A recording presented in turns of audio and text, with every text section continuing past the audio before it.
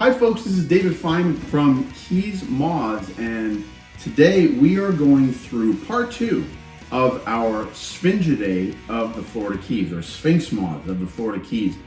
The Florida Keys, guys, has a bunch of Sphinx Moths.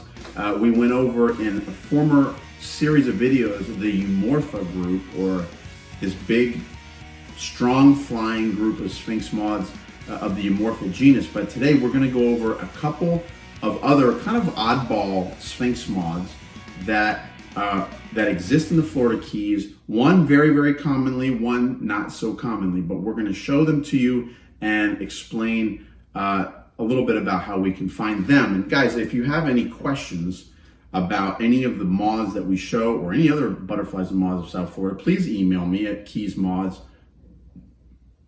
Guys, if you have any questions about any of the butterflies or moths that we show in any of these videos, or you find a caterpillar or a moth or anything, a butterfly or moth, and you don't know what it is, please send me a picture. It's david@keysmoths.com. You can email me, or you can check out my website, and we show you all 600 species of the moths of the Florida Keys pictured there for you. You can try and figure it out yourself. But you can email me. I love corresponding with people, and we love helping people find out what they're finding. And guys, sometimes really cool records come out of these types of emails where people will send me a picture and say, hey, what's this? And like, oh wow, actually I would love to document the life cycle of that particular caterpillar. And so guys, send me your stuff. And guys, but let's get into the video. I'm going to show you a couple really neat Sphinx Moths of the Florida Keys. Let's check this out. All right, now this is an interesting box right here, guys, because in this box, I've got a whole bunch of moths that look very similar, and there's a big debate as to what they might be, and some people call them Protambulux carteri, some people call them Protambulux strigilis, some people say they're one and the same, and I've heard both. I'm sure I'll get comments on this video. Oh no, it's strigilis. Oh no, it's carteri. Well, guess what? It's one or the other. I'm really not sure which one it is. And comment down below which bug do you believe this is? Protambulux strigilis or Protambulux carteri? The Carter Sphinx, which was named after a Bahamian, I think a Bahamian president, and strigilis, which is the Streaked Sphinx, which is common through Central America. Now, also, we're going to go over the white line Sphinx, which is a little bit less of a tropical moth, but is widely common and widespread through the rest of North America. And I've got a few other beauties in here, like Eumorpha labresca, the gaudy Sphinx, and there's a Eumorpha vitis, which is a rare bug.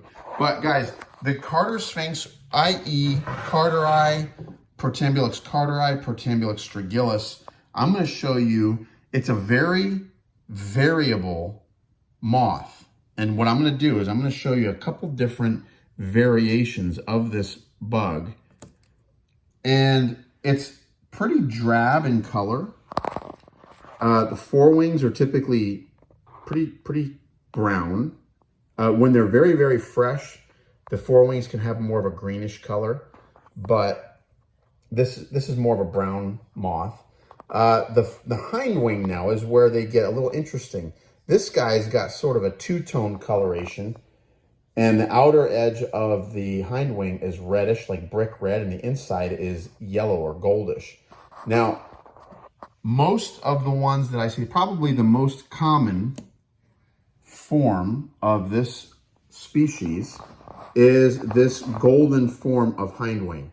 And you can see here, there's no brick red color. It's just golden color on the hind wing. That's probably the most common form that I see. But sometimes they have almost no streaking in the hind wing. And other times, they've got like this really heavy patterning in the hind wings, like this. So take your pick. You've got this heavy patterning in the hind wing, or you've got almost no patterning on the hind wing. And then you've got this kind of like golden color, but then on some individuals, you'll have this really beautiful brick coloration This is actually a female. Got a big, great big abdomen here. But so these really deep brick color hindwing specimens are really pretty. And this is a fresh one because you still can see some of the iridescent purple sheening on the forewing. That's how you know it's a fresh specimen. When you see that iridescent purple sheening on the forewing, you know it's a really, really fresh specimen. So great moth. Now there is a few specimens. It's actually a very common moth in the Florida Keys, but there's a few specimens that I've found down there that have a very different wing shape. And I'm really not quite sure what to make of them.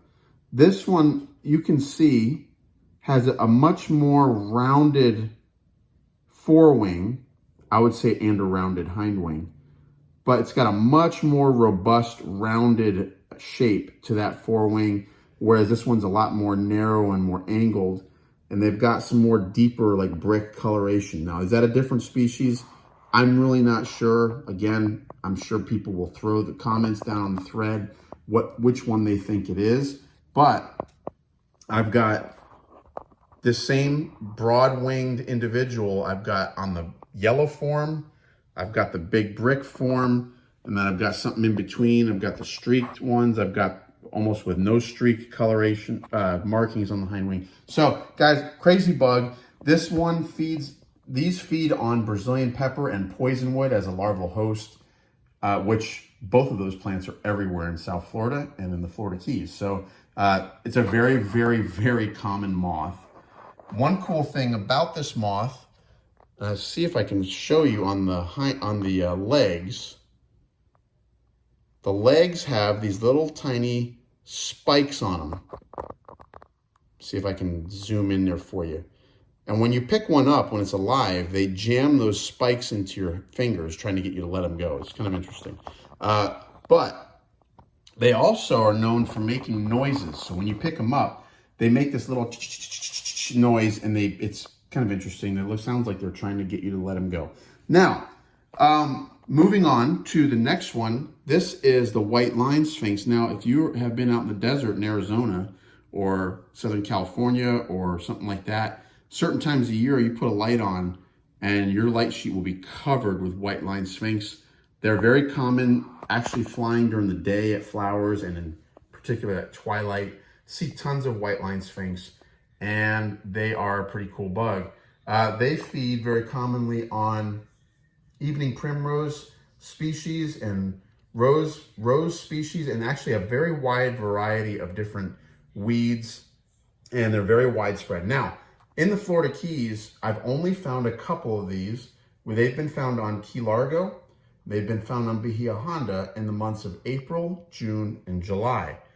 The rest of Florida, we found them all year long. Now, this thing, Protambulux, they're found in every month on every key in the Florida Keys. Very, very common all year long. You'll be able to see them. You put lights out and you're gonna find these guys. So guys, hope you liked the video. Shout out to the Southern Lepidopterist Society. Guys, if you wanna join a really cool society for about 30 bucks a year, you can join the Southern Lepidopterist Society. You get 4 newsletters a year where these guys are amateur lepidopterists that are studying the butterflies and moths of the Southern United States and writing articles about them and helping us better understand some of these beauties. And so if you want a link to their website to become a member, just click on the link in my description of this video and you can see all about Southern Lepidopterist Society. But guys, don't forget to like the video. Don't forget to subscribe to the channel if you haven't done so already. And we're going to show you a whole lot more about the moths of the Florida Keys and South Florida. Guys, hope you enjoyed the video. Take care, and let's get out there and enjoy South Florida. Look at that view.